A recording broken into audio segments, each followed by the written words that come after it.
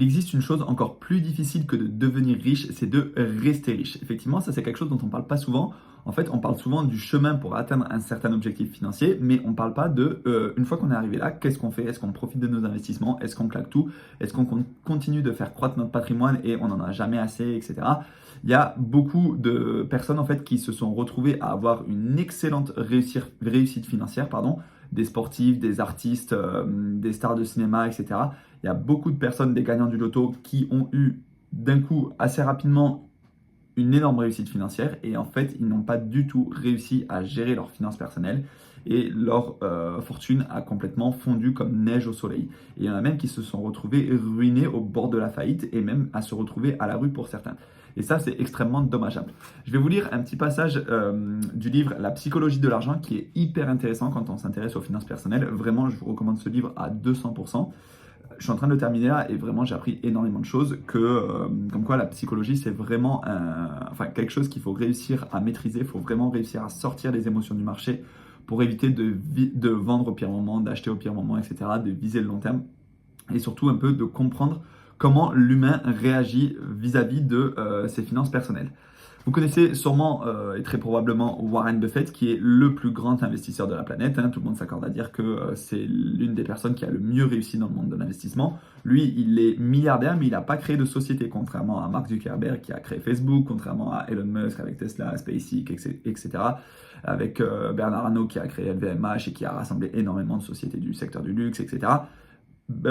Warren Buffett, lui, il a créé Berkshire Hathaway, mais c'est un fonds d'investissement, en fait, un gestionnaire d'actifs, mais qui n'est pas concrètement, enfin, ça ne délivre pas réellement de valeur comme les autres entrepreneurs qui ont acquis des milliards et des milliards de dollars de par leur société. Lui, c'est vraiment un investisseur qui a fait croître sa fortune de manière assez lente au début, mais en fait de manière exponentielle. Et je crois que c'est à l'âge de ses 65 ans qu'il a dépassé son premier milliard, etc. Et après, il est vraiment allé beaucoup plus haut parce que c'est les intérêts composés, l'effet de boule de neige. Vous connaissez la chanson. On parle souvent donc des choses qu'il a faites, des bons choix qu'il a eus, des bons achats, des bonnes ventes, etc. qu'il a fait dans son parcours d'investisseur, mais on ne parle pas souvent des choses qu'il n'a pas faites. Et c'est pour ça que je vais vous recenser tout ce qu'il n'a pas fait. Alors, on va essayer de prendre un peu de temps. Il y a 5-6 éléments qui sont intéressants. Première chose, il ne s'est pas laissé emporter par le tourbillon de la dette. Alors, effectivement, de nombreux investisseurs s'endettent à hauteur de plusieurs millions, voire de plusieurs milliards de dollars parfois. Et Warren Buffett, lui, il ne s'est pas laissé embarquer par ce tourbillon de la dette. Il n'a pas tout vendu dans un excès de panique au cours des 14 récessions qu'il a traversées. 14 récessions dans son parcours d'investisseur. Rendez-vous compte, là, actuellement, on parle d'une potentielle récession, mais Warren Buffett, il a traversé 14 récessions et lui, il n'a pas vendu. Donc, il avait vraiment une vision long terme. Il n'a pas sali sa réputation d'homme d'affaires, bon ça c'est pas hyper intéressant.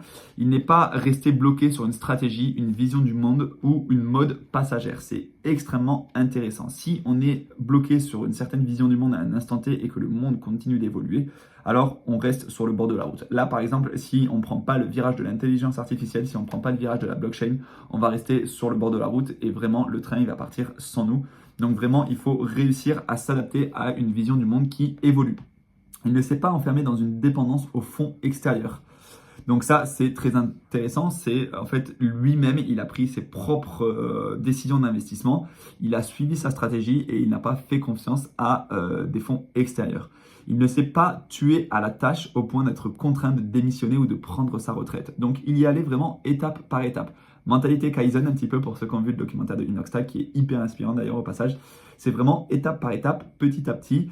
Et on y va chacun à son rythme. Si tu dois mettre 50 euros par mois sur ton DCA, si tu dois mettre 200 euros par mois, si tu dois mettre 1000 euros, ne te compare pas aux autres en fait et fais vraiment ça étape par étape. Et ensuite, on va finir avec il a survécu, ce faisant, il a assuré sa longévité et toute la puissance de l'effet multiplicateur dont il a bénéficié tient à cette longévité.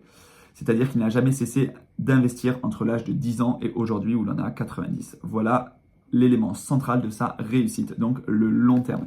Et ça, c'est vraiment très très important, le long terme. Alors, on n'a pas tous eu la chance d'être baigné dans l'investissement à partir de 10 ans, mais le plus tôt vous pouvez investir, le plus tôt vous pourrez récolter les fruits de vos investissements, mais en visant le long terme. Et quand je parle de long terme, ceux qui me parlent de 5-6 ans, non, c'est pas suffisamment long terme pour moi pour vraiment profiter des intérêts composés et de la bourse. calculez un petit peu, allez sur Internet, tapez simulateur d'intérêt composé et vous verrez vraiment que ça se démultiplie au-delà des 10 ans, des 15 ans et vraiment après ça part de manière exponentielle, c'est-à-dire de plus en plus rapidement. Je voulais aussi finir sur l'histoire que, en fait, dans Berkshire Hathaway, on a Warren Buffett, on a aussi, alors c'est Charlie Munger qui est décédé récemment, si je ne dis pas de bêtises, donc paix à son âme, mais c'est les deux investisseurs principaux que l'on connaissait. Et en fait, il y en avait un troisième qui, selon eux, en fait, était tout aussi futé que eux, mais il était impatient. Et il a fait certaines erreurs, il a voulu aller trop vite, il a mis de l'effet de levier, etc. Et finalement, cet investisseur n'a pas du tout eu les mêmes performances que Charlie Munger et Warren Buffett. Donc vraiment, la leçon à retenir de tout ça, c'est pas forcément les choses qu'il faut faire pour s'enrichir le plus rapidement possible, c'est vraiment d'y aller étape par étape et c'est surtout les choses qu'il faut faire pour rester riche et continuer à bien gérer ses finances personnelles une fois qu'on a atteint un certain niveau de patrimoine. Donc vraiment, prenez votre temps, allez-y étape par étape, ne vous comparez pas aux autres, ayez une stratégie claire, vision long terme et quoi qu'il arrive en fait, même si on traverse 11 récessions comme Warren Buffett, continuez d'investir étape par étape. C'est ce qu'on appelle faire du dessert. Voilà. J'espère que ça vous a un petit peu inspiré. Moi, franchement, c'est un livre que je recommande très très fortement, La psychologie de l'argent. Ça va vous permettre de vous poser quand même pas mal de questions sur vos agissements en bourse. Est-ce que vous êtes trop émotionnel avec l'argent que vous avez investi?